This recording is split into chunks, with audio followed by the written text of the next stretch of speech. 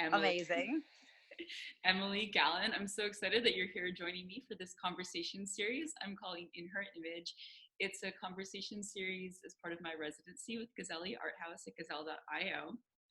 And the thesis behind these conversations, which I'm having with women who I really admire, mostly in art technology, but also I've talked to like a boxer and Oh, cool. you as a runner and animators, and it's really just expanding to women um, who I admire in general.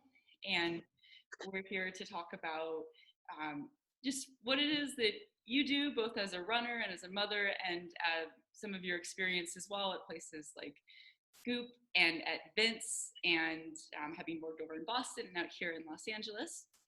And I'm really excited. Emily and I used to run together at Boston College and a little bit here in Los Angeles.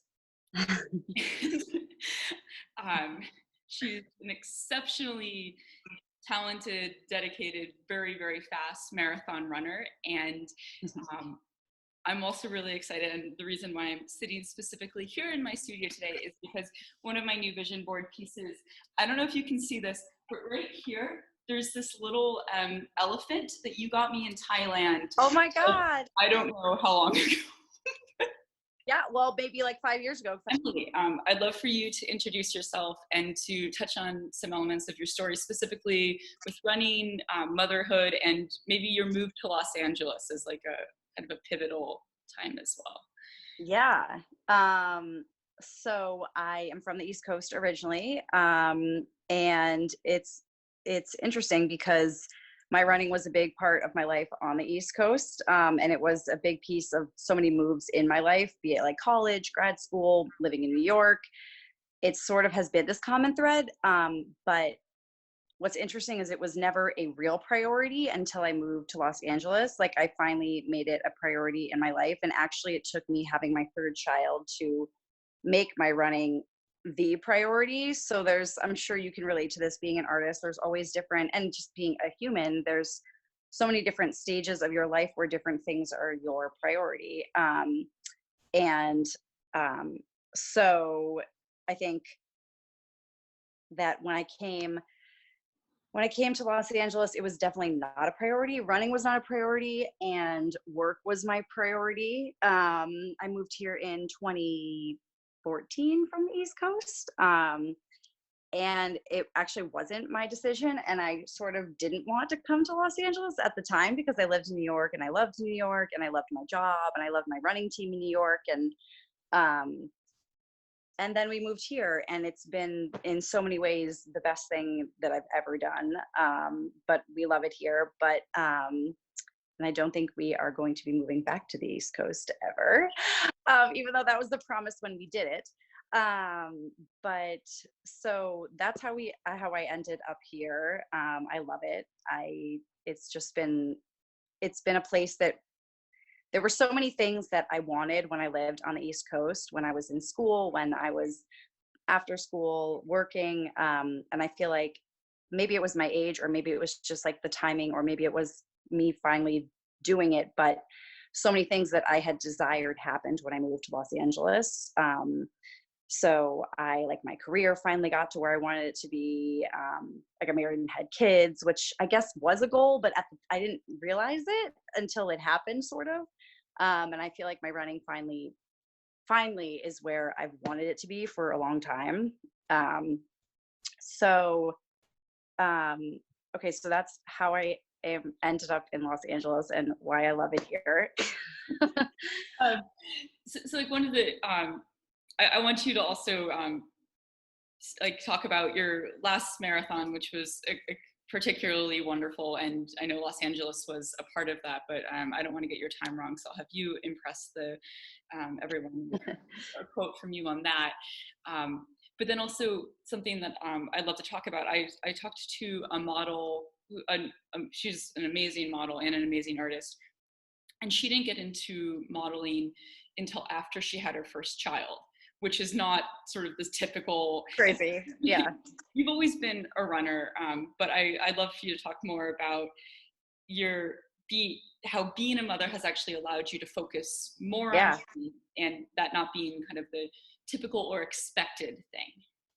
Totally. I think one of the biggest mistakes that I always made in my running is I relied on my talent. And I think like you can relate to that. I think that most of the people that ran at Boston College were like exceptionally talented runners. And I think there were people on the team that worked really hard and maybe weren't as like naturally gifted, like looking back.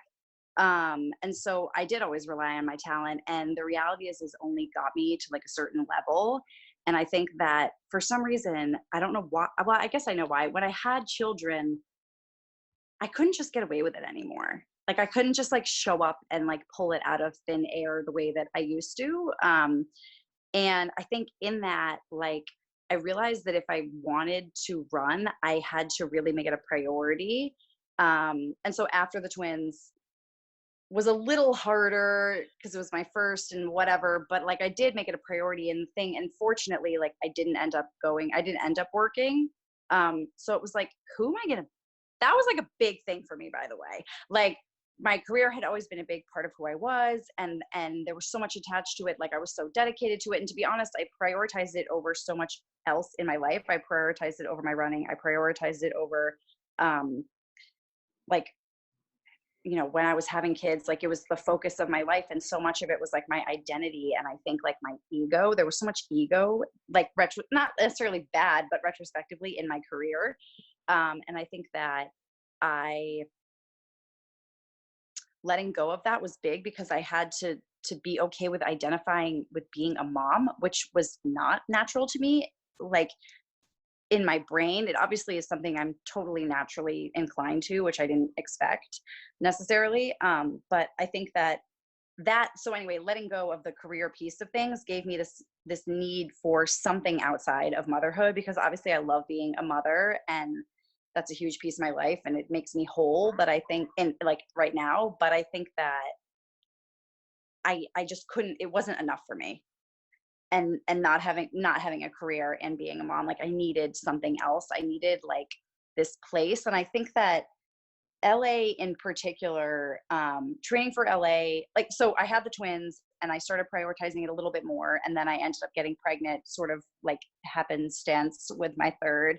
And during my pregnancy with my third, I was like, okay, enough of this shit. Like I had to be real with myself. Like I've been mediocre and I've been getting by on talent and I'm not putting in the real work, and I've never hired a coach, right? Like I'm not putting in the work. And it's like being honest with myself about it. And I was like, okay, like after I have this baby, like I'm going to do this,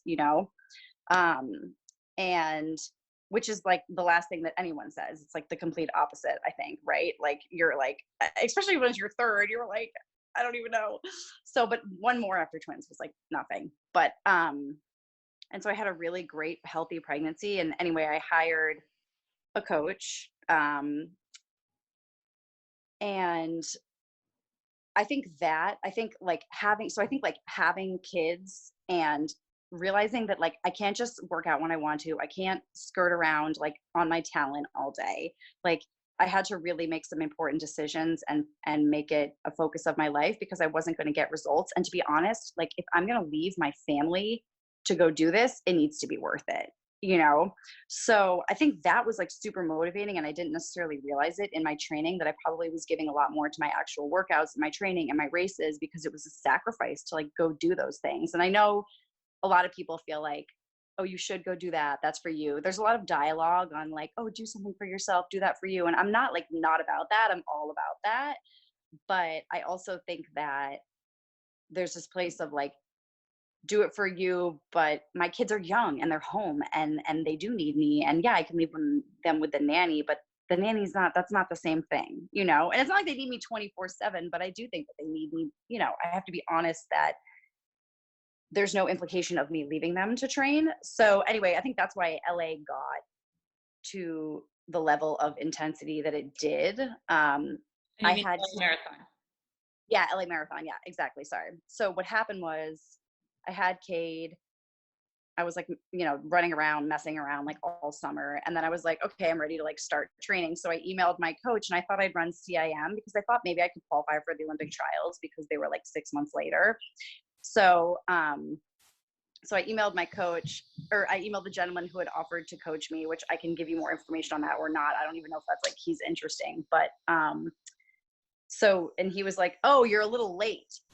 So, because usually you do like a 16-week training cycle, and I'm like, okay, well, let's just like do this. I don't know what to tell you, like whatever. So I started where I was, and I ended up getting sick before I ran that marathon. So I ran CIM, and it was like a terrible result. It was like slower than Boston, which also was a bust, but whatever.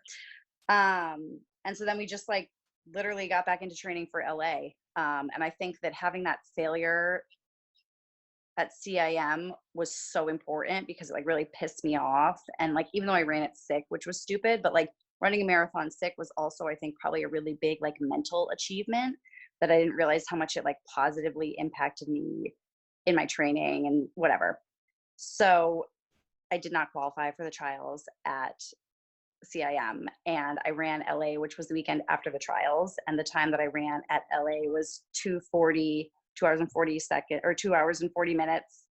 And that qualified for the Olympic trials by like 5 minutes. So it was a timing thing, which was obviously due to having a child, you know. And, but the thing is like, I realized after I did that, that the trials is like not, that doesn't even, it's just like it's just like an accolade. You know what I mean? It's not, to me, that's not like the goal here. It's like so much bigger than that, as crazy as that sounds. So I was really happy with LA. There's things I would change with LA, and there's things that could have gone better at LA, which for me is like so frustrating because all I want to do now is like run a faster marathon now that I figured out like how to run a marathon and actually train for one. So but I think the biggest shift for LA to finally like, because I had run those other 2 marathons, I think the biggest shift was finally like prioritizing it because it was a sacrifice. It was just the push that I needed. So I think, as weird as it sounds, like the running always, that's what I was saying, like the running always was a part of my life, but it really wasn't a priority, and I wasn't really pushing and holding myself accountable to like what I was capable of. Oh, great. And when we were running together a little bit, Yeah. when I was, When you were like kicking my butt, what do you mean? About doing 400-meter repeats at your marathon pace. Yeah, I can handle that. We spoke a little bit about the change that every time you gave birth, especially because you had twins the first time, and then your second birth was a single, Yeah, a single child, that you were reacquainting yourself to your body. Can you talk a little bit about the way? Yeah, that's interesting. Yeah, I want to hear more about that, or share it with Yeah, I really think that's true. Like for me, it's like I was always one of those people that was really healthy and naturally like strong and all this stuff. And I think that having these periods of having my body do something totally foreign, um, and then your body sort of changes. Like after the twins, I hate saying that because I think people use it in such a negative connotation about having children. They're like, oh, your body changes. Like something was just different after I had the twins, and I had to really listen to my body on a deeper level that I ever had before, and sort of relearn like where I was at. Um, and then I got pregnant again, like very shortly after. And so it's like I kind of figured out where I was at, and then it was like, oh my God, wait, we have to figure this out again. But what's the most interesting about that, I think, about like getting in touch with your body like that, is that this is so weird, but after I had the twins, there was something just not right with me. Like, I don't know how to explain it, but something just like wasn't right physically. And maybe it was mental too. Like, I don't know, but something just didn't feel like quite right. And then I had Cade, and it's really weird because I feel like he healed me. And I don't know if he emotionally healed me because I had like that kind of tough pregnancy with the twins, or if it was like really like a physical thing. But like after I had him, my body has never felt better, and I've never been more in tune with my body in my life. Like I feel so amazing. Like I don't know, I never had that before I had kids, and that's why I say like it bothers me. And everyone has their own experience, but it troubles me when people are like, there's like this hold on, let me put this on mute. There's this dialogue. Oops, can you see me? Oh shoot. There's this dialogue around your body changing after having a baby, and things do change. I mean, I didn't even have a natural birth. Like I had two cesareans, and you know, even that, like my body, well, I guess they're both tough. I don't know. My body really likes C-sections, but I think that like I just think there's so much good that can come out of that, and I out of that experience if you are willing to listen to it. Like it can be restorative and healing. Cade literally healed me. Like he literally healed me. And I had a really bad delivery with him. Like I tried to deliver him regular, like vaginally, and that delivery did not go well. But the pain that I endured, like, oh my God, like the marathon is like a joke. Like I would have to run like a marathon every day, twice a day for a week to feel like I did in Cade's delivery. But I think those physical experiences really got me to like tap in deeper to my body than I've ever been.